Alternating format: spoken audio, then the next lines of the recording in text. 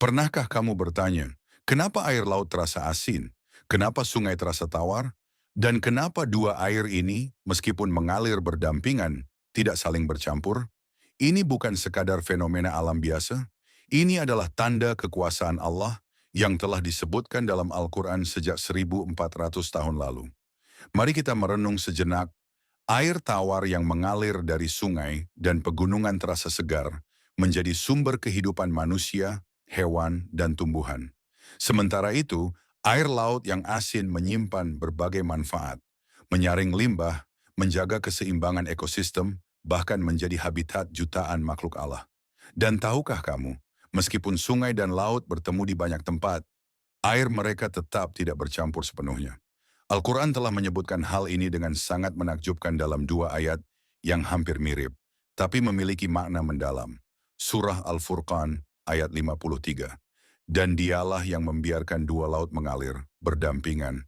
Yang ini tawar lagi segar, dan yang lain asin lagi pahit. Dan dia jadikan antara keduanya dinding dan batas yang menghalangi. Surah Ar-Rahman ayat 19-20. Dia membiarkan dua lautan mengalir yang keduanya kemudian bertemu, antara keduanya ada batas yang tidak dilampaui oleh masing-masing. Subhanallah. Bagaimana mungkin ayat ini turun ribuan tahun sebelum manusia mengetahui konsep salinitas, densitas air, dan batas arus laut? Secara ilmiah, kita tahu bahwa air asin dan air tawar memiliki berat jenis berbeda. Air laut mengandung garam, lebih berat, dan lebih padat daripada air sungai yang ringan dan tawar.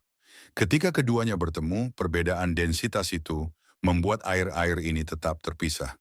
Di beberapa tempat, seperti muara sungai Amazon atau Selat Gibraltar, kita bisa melihat langsung bagaimana dua jenis air ini bertemu, tapi tidak benar-benar menyatu. Namun apakah Al-Quran hanya bicara soal ilmu fisika? Tidak, ini lebih dari itu.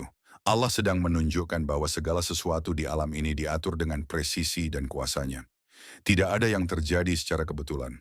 Lalu mengapa Allah menciptakan air laut asin dan air sungai tawar? Salah satu hikmahnya adalah agar manusia mendapatkan manfaat yang berbeda-beda dari keduanya.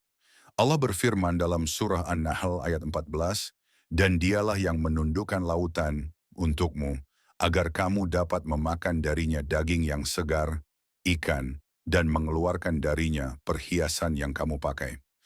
Air laut asin menyimpan kekayaan ikan, mutiara, garam, dan mineral lainnya.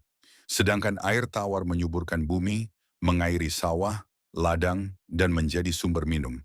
Jika seluruh air di bumi tawar, maka akan cepat tercemar. Jika seluruhnya asin, maka manusia takkan bisa hidup.